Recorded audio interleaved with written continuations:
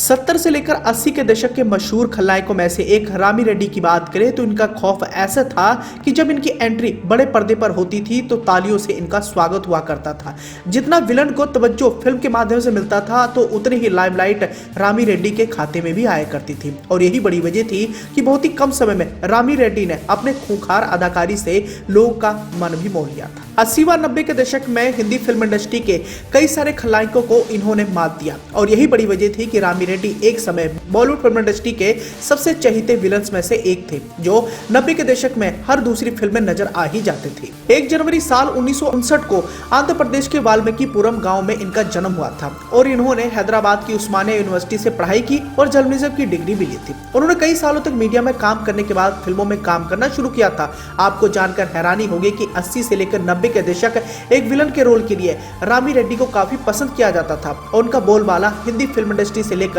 South की फिल्मों में खूब देखने व सुनने को मिलता था क्योंकि वो हिंदी के अलावा तमिल तेलुगु जैसी फिल्मों में भी बतौर विलन नजर आ चुके थे। करियर की अगर शुरुआत की बात करें तो रामी रेड्डी ने साल 1989 में तेलुगु एक्शन फिल्म अंकुशम में पहली बार बतौर खलनायक नजर आए थे और ये पहली उनकी फिल्म थी। फिल्म में नाम था स्पोर्ट नागा का और उन्होंने ये किरदार बड़े पर्दे पर ऐसे पेश किया कि उनके किरदार की जमकर तारीफ हुई। कहने को तो ये तेलुगु सुपरस्टार राजशेखर की फिल्म थी लेकिन इस फिल्म में बतौर विलन स्पोर्ट नागा का किरदार निभाकर रामी रेड्डी ने काफी नाम और शोहरत कमाया और रामी रेड्डी के अभिनय को दर्शकों का मन मोह लिया था। उनकी डरावनी शक्ल और अदाकारी की वजह से लोग थिएटर तक खींचे चले आते थे और इस तरह इनके करियर का ग्राफ कभी भी नीचे नहीं आया। इन्होंने अपने एक्टिंग करियर में करीब 250 से ज्यादा फिल्मों में काम किया जिनमें कई सारी बड़ी फिल्में शामिल भी रही। इन्होंने सुनील शेट्टी और अक्षय कुमार की फिल्म वक्त हमारा में कर्नल चिकारा की भूमिका निभाई थी और इस भूमिका ने रामी रेड्डी को काफी अच्छी व खास पहचान भी दिलाई थी। लेकिन फिल्मों में अच्छा खासा नाम कमाने वाले रामी रेड्डी को आखिर में क्या हो गया था जिसके चलते उनका अंत में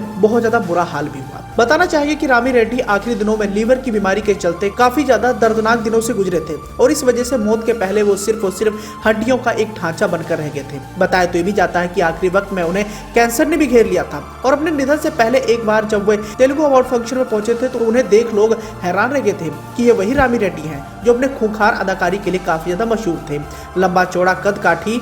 और खूंखार आंखें रखने वाले रामी रेड्डी दुबले पतले और हड्डियों का ढांचा लग रहे थे। उन दिनों काफी वो कमजोर दुबले पतले भी नजर आ रहे थे और इस इवेंट के बाद रामी फिर कभी घर से निकले ही नहीं। धीरे धीरे वो पब्लिक में जाने से भी बचने लगे लेकिन बीमारी ने रामी रेड्डी को नहीं छोड़ा और 14 अप्रैल साल 2011 को खबर आई कि रामी रेड्डी अब इस दुनिया में नहीं रहे। उनकी सिकंदराबाद के एक प्राइवेट अस्पताल में मौत हो गई। रामी भले ही अब हमारे बीच में नहीं है लेकिन उनके किए गए यादगार पल आज भी तरोताजा है और आज भी वो दर्शकों के दिलों पर राज करते हैं। हिंदी के अलावा तमिल तेलुगु और मलयालम जैसी कई सारी ऐसी फिल्में हैं जिन फिल्मों में उन्होंने अपनी बेहतरीन अदायगी का नमूना पेश किया और उन सभी फिल्मों में उनकी खलनायकी वाले किरदार को आज भी लोग जमकर पसंद करते हैं।